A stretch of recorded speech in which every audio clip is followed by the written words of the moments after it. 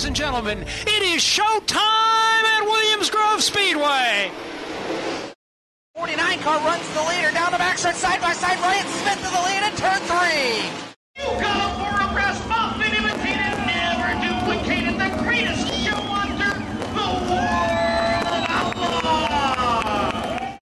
Here comes Brad Sweet, slides out, got it. You've got a new leader in turn 4. Brad Sweet shows the way.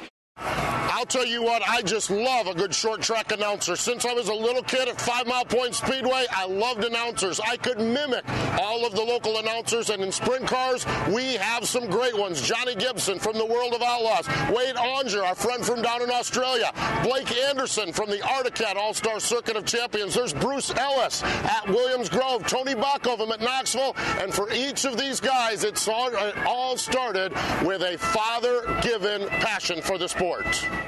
I was very, very fortunate to be in the right place at the right time. Again, by going to races and kind of hanging out and meeting people, I met Kevin Eckert, who definitely inspired me to start traveling more, reading his columns in Speedway Scene, and I got to be friends with him. Actually moved from Pittsburgh to Indianapolis in '94, moved in with Kevin and shared an apartment with him. So I started going to more and more outlaw races as a way of getting into a race for free and making a couple bucks on the side. Yep. So I started going to outlaw races to help him, showed up at I-96 Speedway in July of '95, the Monday after the King's Royal, and Bill wasn't there. And the outlaw people said, hey, we haven't heard from him. Can you do the program deal tonight on your own? Sure, I'd love to. And by the end of the night, they said, we still haven't heard from him. We don't know exactly what's going on. We race Memphis on Wednesday, Battleground Speedway on Friday, and Devil's Bowl Saturday. Can you come and do those races?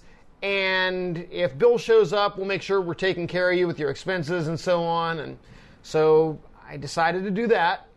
And by the time we were done at Battleground that Friday, Bill had contacted the Outlaws and said he was resigning, so they offered me the program deal full-time.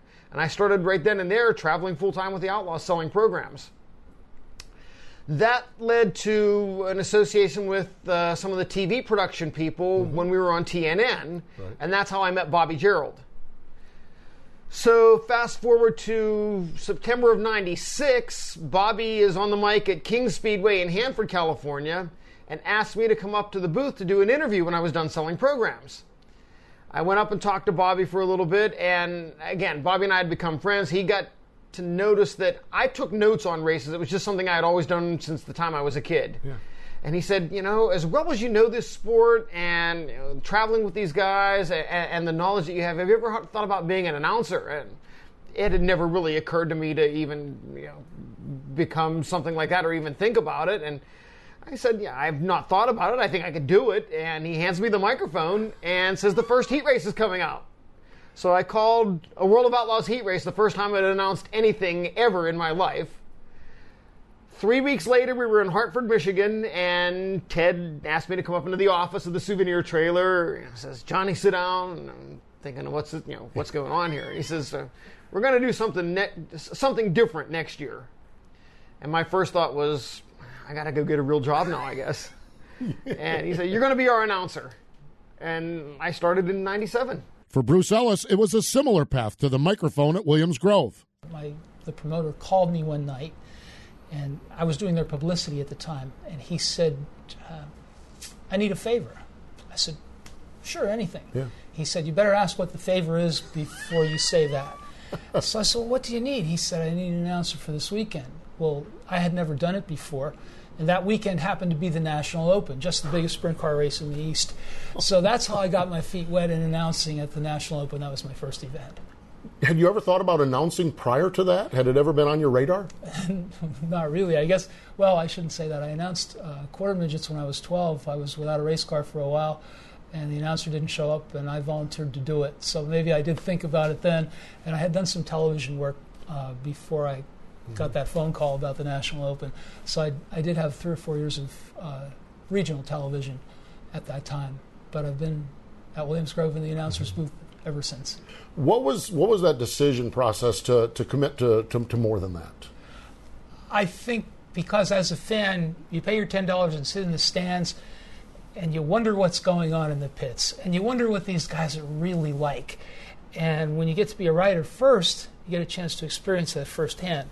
You have the opportunity to walk up and introduce yourself to them and tell them who you work for and why you're there, and you get to know them. And they become not only your subjects as far as your stories are concerned, many of them become your friends over the years. And the announcing isn't much different. I think probably the best part of the job for me is I still do the Victory Lane interviews. Yeah.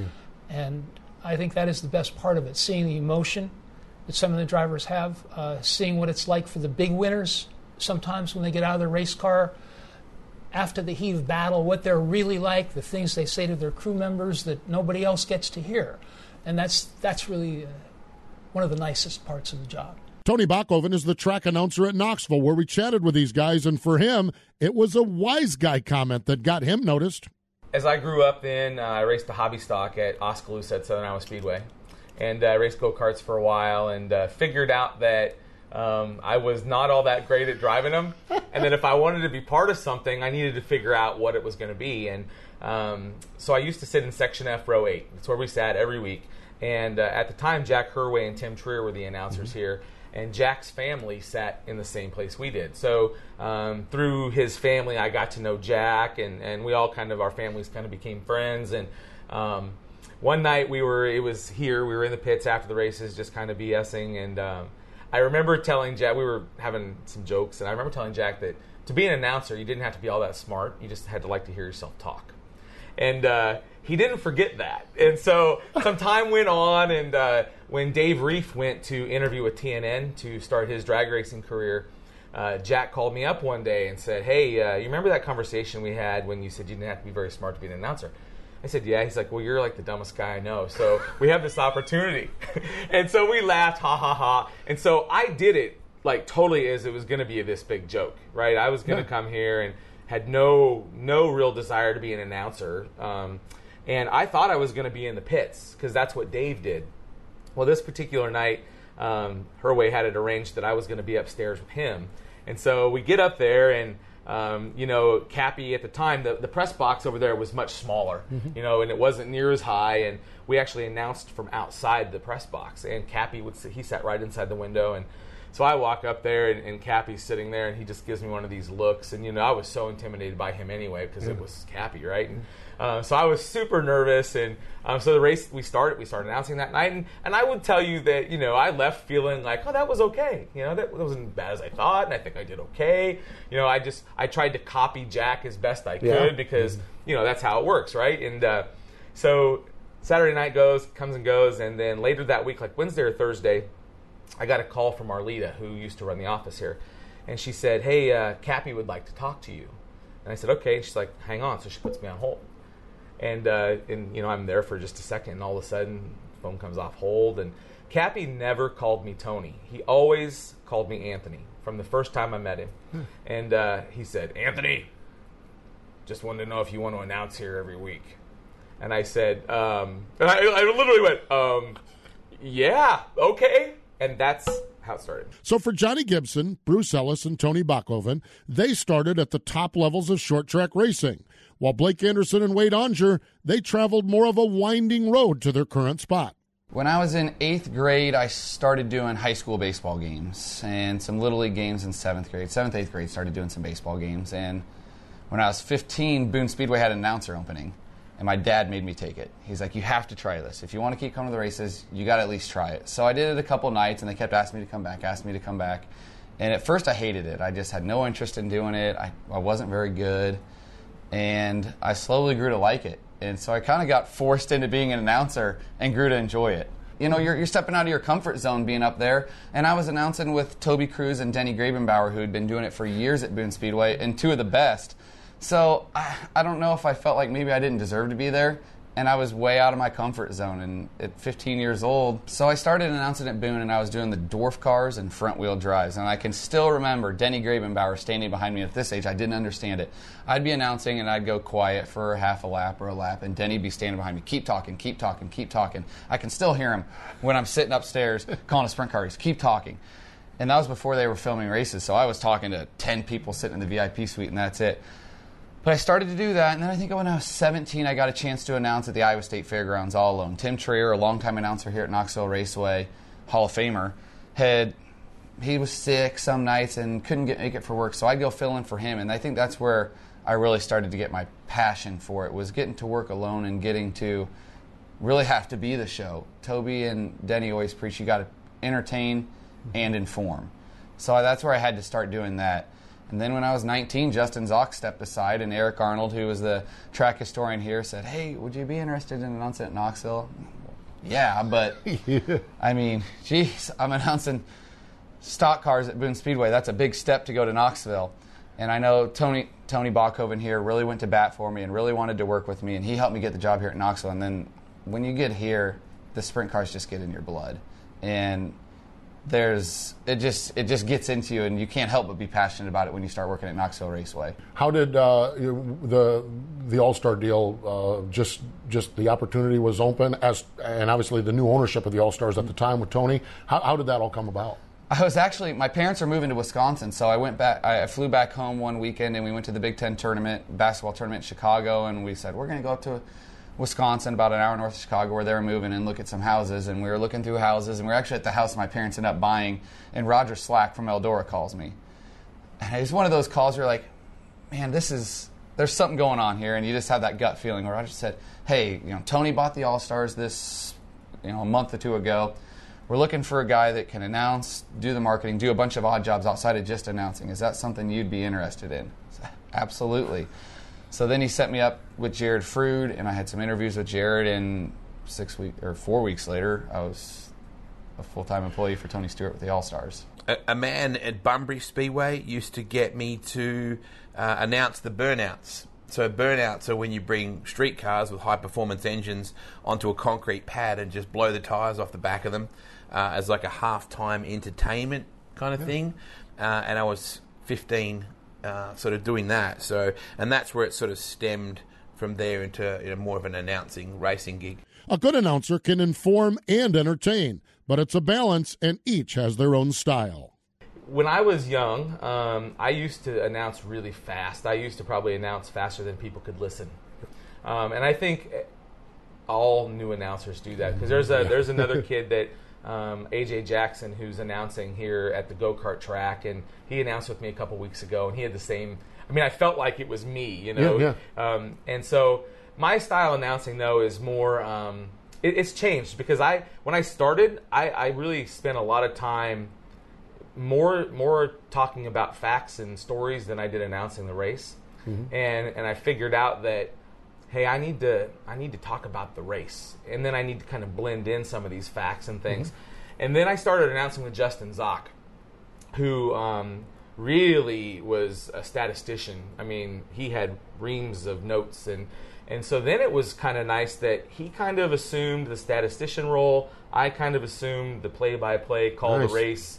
And it was a really great partnership, and I think we sounded really good together. And so I've kind of stuck with that. I feel like I've kind of refined that for me a little bit more, and I'm starting to get, it's funny I say starting. I've been doing this almost 25 years in total, but to that place where I'm starting to do a pretty good job of creating that mental vision for people that aren't here, and because there's all kinds of sources to listen to the races now, and so I don't get buried in facts and figures. I'm much more about the excitement and calling the race and making sure the fans are getting excited about what they're seeing.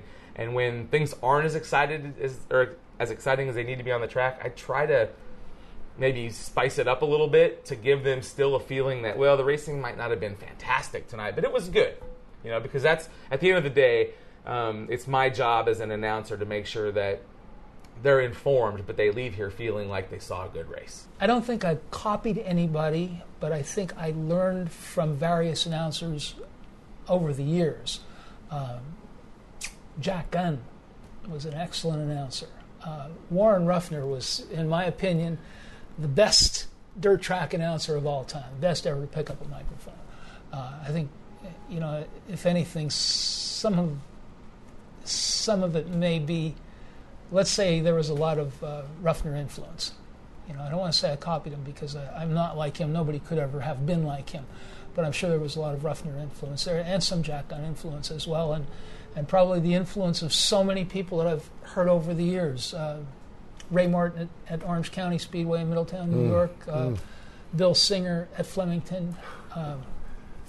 People like that I have the pleasure of listening to, so I hope some of it rubbed off. I hope it's fun to listen to. I mean, I try to have fun, and I try to be energetic and try to entertain and make the fans laugh. I think that the fans have to be entertained, and if I'm not laughing at myself, they're not laughing at me. So I think energetic and fun to listen to. That's my goal, at least, is to have a fan sit back and enjoy my announcing. Calling the races, it's definitely a passionate thing. I mean, I know I get excited because I'm excited about what I see. There's no hiding that.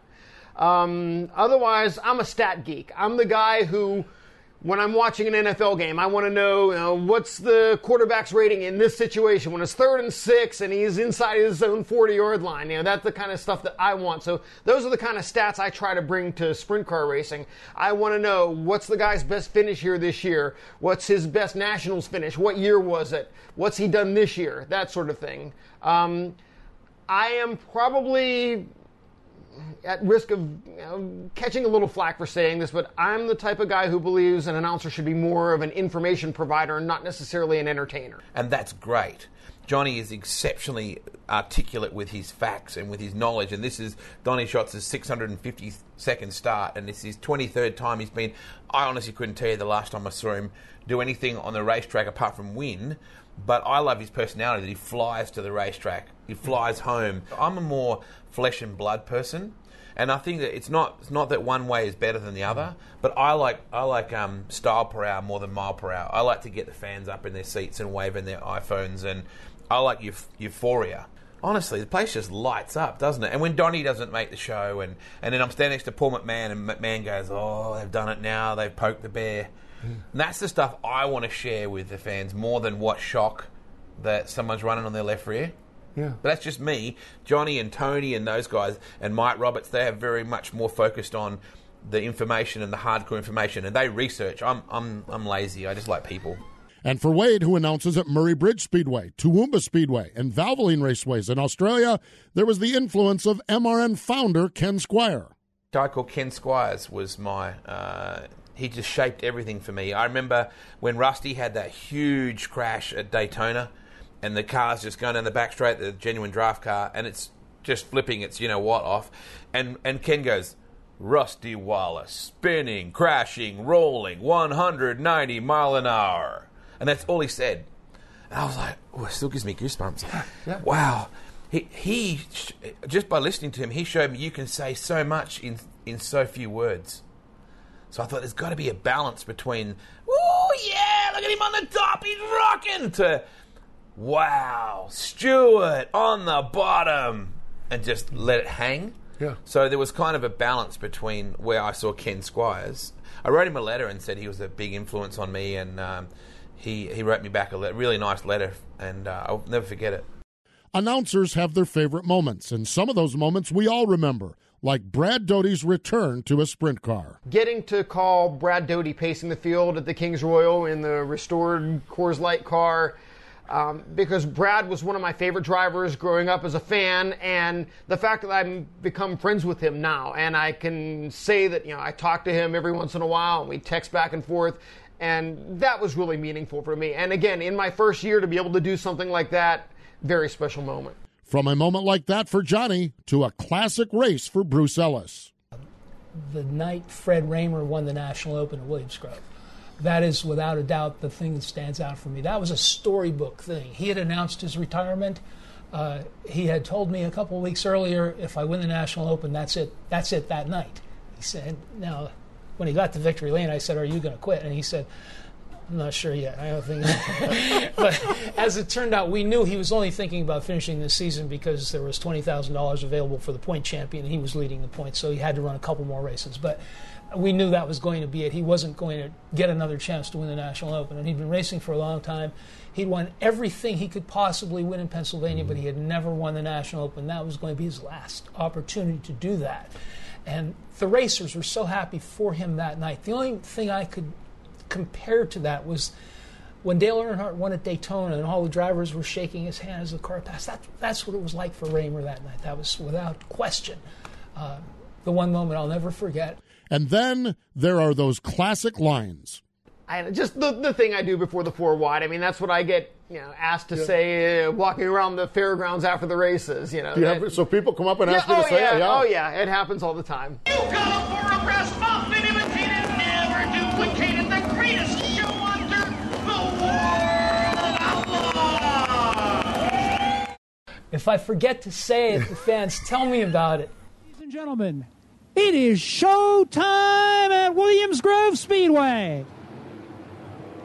After opening ceremonies, I always say, let's go racing. Ladies and gentlemen, let's go racing. And I kind of drag it out and get it up on the pipe, And the coolest thing, Postman, is little kids will come up to me and they'll do that. Like, I'll be walking out here and some little kid will walk up to me and they'll say, let's go racing. And that is the coolest part of what I do. Quick time 15.086. Shane Stewart just set quick time at Knoxville with a 14.8 second lap. The great lines of announcers. We love them and we really respect the great announcers that we have in the world of sprint car racing.